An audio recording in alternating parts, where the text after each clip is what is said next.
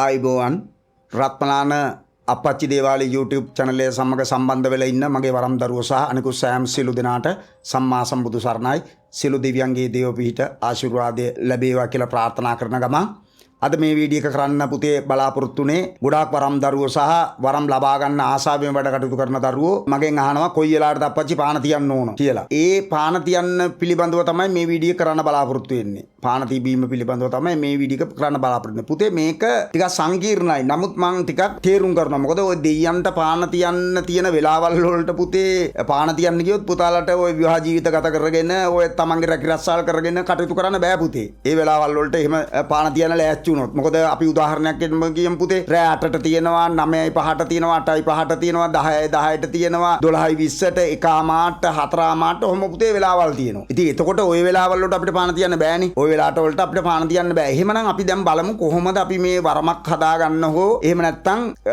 අපි මේ වැඩ කටයුත්තක් කරන්න කොහොමද දෙයියන්ට පාන තියන්න කියලා. පුතේ මම මේ උදාහරණ දෙමින් තමයි මේකට කියන්නේ. දැන් පුතේ අපි පන්සලකට ගියොත් පුතේ පිරිතක් පටන් ගන්නෙ දවාලේ පිරිත් පටන් ගන්න නැහැ නේ පුතේ. පිරිත් පටන් ගන්නෙ රෑ 9 විතර වුණාන් පස්සේ තමයි පිරිතක් පටන් ගන්න. වේලපයින් බෝධි පූජාව තියෙනවා 7ට විතර රෑ 9 විතර. එහෙනම් පුතේ මේ අධ්‍යාත්මික කටයුතු එහෙනම් මේ දෙයියන්ගේ කටයුතු මේ හැම දෙයක්ම කරනකොට පුතේ අපි අඳුර තහ රෑ වේලාව තෝරගන්න එක බලවත්. චන්ද්‍රයාගේ බලයත් එක්කම තියෙන. චන්ද්‍රයාගේ බලය හැම වෙලාවෙම තියෙනවා රවිගේ සත්‍යයත් එක්ක. නමුත් රවිගේ සත්‍යය හින වෙලා චන්ද්‍රයාගේ බලය වැඩිනේ රාත්‍රියට. එතකොට මේ ගොම්මන් වේලාව අපි කියනවා ගොම්මන් වේලාව. අඳුරු වේලාව තුල තමයි පුතේ ඔය නොපෙනෙන බලවේග නොපෙනෙන ශක්තිය වල බලය වැඩි. ඒ වගේම නිස්සද්ද වේලාව. එහෙනම් අපි මතක තියාගන්න ඕන අපි ගොඩක් වෙලාට රෑ තමයි පාන් තියන්නේ. හැබැයි පුතේ මතක තියාගන්න ඕන දේවාල වල හැමෝම පාන් තියන්නේ උදේ පටන් ගන්න. ඒක මං හේතු පුතාලට පැහැදිලි කරනවා. දැන් පුතේ අපි හිතමු අපි කවුරු හරි මම දේශපාලනයත් එක්ක බැලුවොත් අපි කවුරු හරි മന്ത്രി කෙනෙකුට පුතේ වැඩක් කරනවා. වැඩ කරනවා යා ඡන්ද කාලේදී අපි දිනවන්න වැඩ කටයුතු කරනවා. ඊට පස්සේ අපි කියනවා යාට අපිට රැකියාවකට ලියුමක් දෙන්නේ කියලා. අපි ඒ ලියුම ගන්න පුතේ යන්න ඕන മന്ത്രിතුමා ඉන්න වෙලාවට.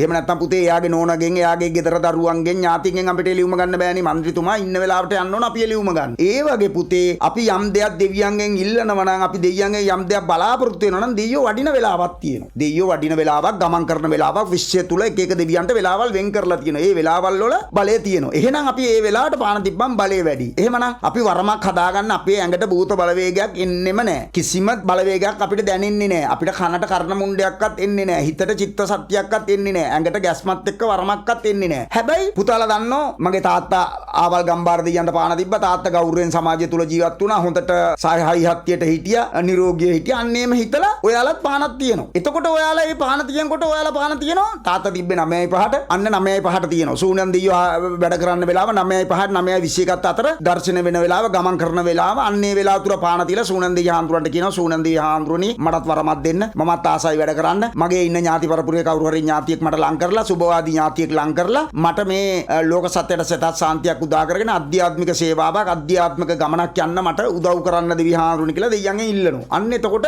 අපි 8යි 5 කාලිය අම්මට 9යි 5 සූනියන් දෙයියන්ට 9යි 21 අතර කාල පරිච්ඡේදය තුල එහෙම පුතේ එක එක දෙයියන්ට එහෙම වෙන් කරගෙන වෙලාවල් පාන් තියෙනවා. එතකොට හරි. ඒ ඇවිල්ලා පුතේ මූලික ආරම්භයට විතරයි. දැන් පුතේ අපි කියමු වරමක් තියනවා කියලා. වරමක් තියන දරුවෙකුට පුතේ වෙලාවක් නැහැ. පානක් තියන්න වෙලාවක් උමනා නැහැ. වරමක් හෝ දෙයියන්ගේ ශක්තිය චිත්ත සත්‍ය කර්ණ මුණ්ඩයක් එක්ක වැඩ කරන කට්ටියට උමනා නැහැ. ඒක නිසා තමයි ඔය ගෙවල් ඔය දැන් ඔය දේවාල වල දවාලේ පුතේ ඔය මිනිස්සු සාත්‍රහන්න යන්නේ රෑ නෙමෙයිනේ. දවල්නේ යන්නේ. උදේ 8 මාර වෙනකොට ඔය හැම දේවාලෙම පාන් පත්තු කරලා වැඩක් පටන් ගන්නවා. දහසක් බුදුන් බුදු වුණා උදෑසන උදේ බලේ වැඩි. එතකොට ඒක නිසා මිනිස්සු ඒ වෙලාවේ කරනවා. එහෙම කරන්නේ පුතේ ඒගොල්ලන්ගේ ඇඟේ ඉෂ්ට දේවතාවෙක් ඉන්නවා. එයා ඕන වෙලාවක එයා වැඩ කරන ඕන වෙලාවක එනවා. අන්න එයා ආවන් පස්සේ එයාට දෙයියන්ගේ සත්‍යය තියෙනවද දෙයියන්ගේ සත්‍යය නැද්ද දෙමෙතන හිස් වෙලාද අඳුරු වෙලාද කියන එක එයාට පේනවා. ඒක නිසා තමයි අපි ඔය දේවාල කරන කට්ටිය වෙලාවක් නැතුව පාන් තියන්නේ. ඉතින් ඒක නිසා පුතාලා පැටලෙන්නේ යකෝ මේ දේවාල කරන මිනිස්සු උදේත් තියනවා දවලුත් තියනවා එකටත් පාන් තියනවා දෙකටත් තියනවා තුනටත් තියනවා ආයි මේ රෑත් තියනවා කියලා පුතාලා හිතනවා. එහෙම පුතාලා හිතනෝනේ. ඒ හිතන නිසා තමයි ඔය පැටලවිලා තියෙන්නේ. ඒ පුතේ ඒගොල්ලන්ගේ ඇඟේ ඥාති හැදිලා ඉන්න වැඩ කරන්න ඒගොල්ලෝ වරන් හදාගෙන තියෙන්නේ ඒගොල්ලන්ගේ ඇඟේ දෙයියන්ගේ ශක්තිය තියෙනවා ඉෂ්ට දේවතා ශක්තිය තියෙනවා. එතකොට ඒගොල්ලන්ට වැඩ කරන්න උවමනාවක් නැහැ. ඒ වෙලාවක් නැහැ. පාන තියන්න වෙලාවක් නැහැ. එයාලට රූපයක් තිබ්බද ඒ රූපෙට පැන්දෝවනේ කරා රූපේ නානමුර කරනවා නම් නානමුර සැමර කරා ඒ රූපෙට මල් තෙල් හඳු කුරු පූජා කරා ගපි කවි ගාත ස්තෝත්‍ර මන්ත්‍ර කිව්වා ඊට පස්සේ තමන්ගේ වැඩේ කරා ඒක ඕන වෙලාවක් කරන්න පුළුවන් ඒක නිසා තමයි පුතාලා ඔය දවාලේ යන හැම දේවාලයකම දවාලේ වැඩ කරන්නේ එහෙනම් ඒ ඇවිල්ලා ආරුඩහව වරන් හදාගත්තු දරුවෝ ඒගොල්ලොන්ට එක්ක කර්ණ මුණ්ඩේ හරහා භූත බලවේග දැනෙනවා එහෙම නැත්නම් හිත ඇතුළට චිත්ත සත්‍යයට භූත බලවේග දැනෙනවා නැත්නම් ඇඟට ආවේශ වෙලා භූත බලවේගෙත් දෙනවා අන්නේ තුනෙන් ඒගොල්ලොන්ට ලැබෙනකොට එක ක්‍රමයකට හරි ලැබෙනකොට ඒගොල්ලොන්ට පාන තියන්න වෙලාවක් උමනා නැහැ නමුත් පුතාලා තාම අතපත ගාලා වරන් හදාගන්න වරමක් කෙරෙහි ආසාවෙන් දඟලන කෙනෙක් නම් පුතේ අනිවාර්යයෙන්ම වෙලාවල් දැනගන්න ඕන පොතපත පරිශීලනය කරගන්න ඕන ඊටාම් පිරිසිදු වෙන්න ඕන ඊටාම පවිත්‍ර වෙන්න ඕන කිලිකුණු වලින් වැළකින්න ඕන ඒ දෙයයන්ට අනුගත විදියට යහන් හදාගන්න ඕන ඒවයි දිග බලලවල් ගන්න ඕන එතකොට ඒ විදියට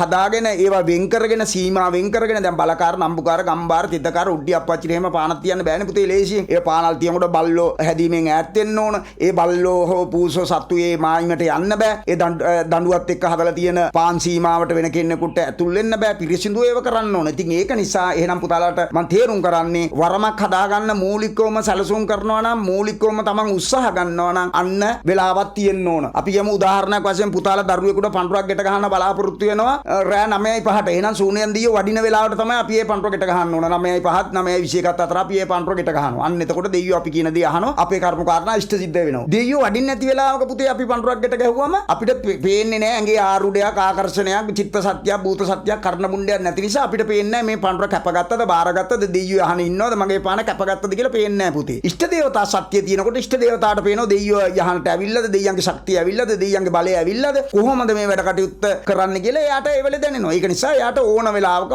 වැඩ කටයුතු කරනවා නමුත් පුතේ අපි තේවා කටයුතු කරනවා මධ්‍යහන වෙලාවේ අපි ගමු කෙනෙක් එකපාර දවල් 12ට ආව කියන්නකො දේවාලට බාරයක් ගෙට ගන්න හරි පූජාවක් දෙන්න හරි එහෙම අපි කරන්නේ නැහැ සාමාන්‍ය අපි උදේ ඉඳලා වැඩ කරගෙන යනවා නම් හවස් වෙනකම් වැඩ කරනවා එහෙම නැත්නම් පුතේ 12ට එකට විතර කවුරු හරි ඉන්නවා නම් ඒ වැඩ කරන්නේ නැහැ අපි හවස ආයේ 3න් 4න් පස්සේ තමයි දේවාල අරින්නේ තල බලන්න මහල දේවාල වුණත් එහෙම තමයි කරන්නේ ඉතින් ඒක නිසා මම හිතනවා මම මේ පුතාලා අහලා තිබ්බ ප්‍රශ්න වලට දෙයියන්ට පහන් තැබිය යුත්තේ කෙසේද කීයටද වෙලාව කියන ඔය කරුණු කාරණා තමයි පුතාලා අහලා තිබ්බ එක එක්කෙනා. ඉතින් මම හිතනවා මේ වීඩියෝ එක තුලින් ඔයගොල්ලන්ට පැහැදිලි උත්තරයක් ලැබුණයි කියලා. ඉතින් ඒක නිසා හොඳ ආකාරව මත තියාගන්න ඕනේ ඇඟේ යම් සත්‍යයක් ඉෂ්ට සත්‍යයක් භූත සත්‍යයක් කර්ණ මුණ්ඩයක් චිත්ත සත්‍යයක් ඇඟේ වැඩ කරනවා නම් පුතේ අපිට වෙලාවක් ඌමනා නැත. ඌමනා හැම වෙලාවෙම වැඩ කරන්න පුළුවන්. හැබැයි පුතේ සමාජය තුල කිලිකුණු කියලා දේවල් තියෙනවා. අපි කියමු උදාහරණයක් වශයෙන් දැන් මට මගේ ඇඟේ ඔක්කොම සත්‍ය තියෙනවා. මම දැන් අද බාරයක් ගෙට ගහන්න ලෑස්ති වෙනවා. එහා පැත්තේ ගෙදර දෙකේවල් දෙක තුනක එහා පුතේ මල ගියා. කොටහලු ගියා. වැදුම් ගියා. එතකොට පුතේ ඒව කරාට පළක් නැහැ. අපි දෙයියන්ට කොච්චර කෝල් මුර්ර කෑ මුර්ර ගැහුවට දෙයියන්ගේ ශක්තිය එන්නේ නැහැ. ඉෂ්ට දේවතාව විතරයි එතන ඇවිල්ලා ඉන්නේ. ඉතින් ඒක නිසා එහෙම වැඩක් නැහැ. ඒක නිසා කිලිකුණු බලන්න ඕන. ඒ වගේ දේවල් එක තමයි මේකේ යන්නේ. දැන් දෙයියන්ට කොහොමද අපි මේ කිලිකුණු අරගන්නේ කොහොමද පාන් තියන්නේ කොහොමද කියලා ඒවා මම නැවත වීඩියෝ එකකින් පුතාලා දැනුවත් කරනවා. ඉතින් ඔය පුතාලා වගේ ඔක්කොංගෙම ඉල්ලීම මත තමයි පුතේ එකින් එකට කරන්නේ. ඉතින් ඒක නිසා මම හිතනවා පුතාලාට මේ වීඩියෝ එක තුලින් පුතාලා බලාපොරොත්තු වෙච්ච කර්ම කාරණා වලට උත්තර ලැබුණයි කියලා. පුතාලා පටල ගන්න එපා. වරන් තියෙන මම නැවතත් කියනවා චිත්ත සත්‍යයක් කර්ණ මුණ්ඩයක් වරමක් තියෙනවා නම් පුතේ පාන තියන්න වෙලාවක් වුමනා නැත. ඒගොල්ලොන්ට හැම වෙලාවෙම දේවතා සත්‍ය එළිය ගමන් කරන වෙලාවල් සහ ඒ ඉෂ්ට දේවතාවෝ අතර පණවිඩ හෝමාරුවක් තියෙනවා. ඒ දේවල් වලින් ඒගොල්ලොන්ට දැනෙනවා පුතේ මෙතන දේව ශක්තිය බලය තියෙනවා කියලා. එහෙම ශක්තියක් නැති කට්ටියට තමයි පුතේ වෙලාවල් තියෙන්නේ. ඉතින් ඒක නිසා අපි වරමක් ගන්නත් කැමති නෑ. අපි ආරුඩ අරගෙන වැඩ කරන්නත් කැමති නෑ. හැබැයි අපි කැමති අහවල් දෙයියන්ට පානක් තියලා ඒ දෙයියන්ට පින් අනුමෝදන් කරලා අපේ ජීවිතය තුළ ඇති වෙන දුක් කරදර බාධාවල් කියලා දිනුව ඉල්ලලා සපත සෞභාග්‍ය ඉල්ලන්න කැමති. අන්න එහෙනම් පුතේ අපිට වෙලාවක් ඕන. ඒ වෙලාවට අපි පානක් තියනවා. එක එක දෙවියන් කවුද? ඒ දෙවියෝ හඳුනාගෙන ඒ දෙයියන්ට පාන තියන්න කොහොමද? කිලි අරින්නේ කොහොමද කියලා ඒක අපි වෙනම වීඩියෝ එකකින් අපි පුතාලට කියන්නම්. කිලිකුණු අරලා කොහොමද දෙයියන්ගේ ශක්තිය වඩාත් වර්ධනය කරගන්න කියලා. පුතේ අපි දෙයක් පිරිසිදුව කරන තරමටනේ ඒකේ බලය වැඩි. ඉතින් ඒක නිසා දෙයියන්ගේ දේවල් උත් එහෙම තමයි. ඊටාම පිරිසිදුව යහගුණයෙන් ගුණගරුකව කටයුතු කරන්න ඕන. එහෙමනම් මේ වීඩියෝ එක තුලින් පුතාලගේ කරුණු පුතාලගේ ප්‍රශ්න වලට පිළිතුරු ලැබුණයි කියලා මම බලාපොරොත්තු වෙනවා. නැවත වීඩියෝ එකකින් අපි හමු වෙනතුරු වරන්දරුව සියලු දෙනාටත් මගේ මේ channel එක පරිශීලනය කරන සියලු දෙනාටත් සම්මා සම්බුදු සරණ සහ සියලු දෙවියන්ගේ දේව පීඨ දේව ආශිර්වාද ඉෂ්ට දේවතා සත්‍ය ලැබේවා කියලා ප්‍රාර්ථනා කරනවා.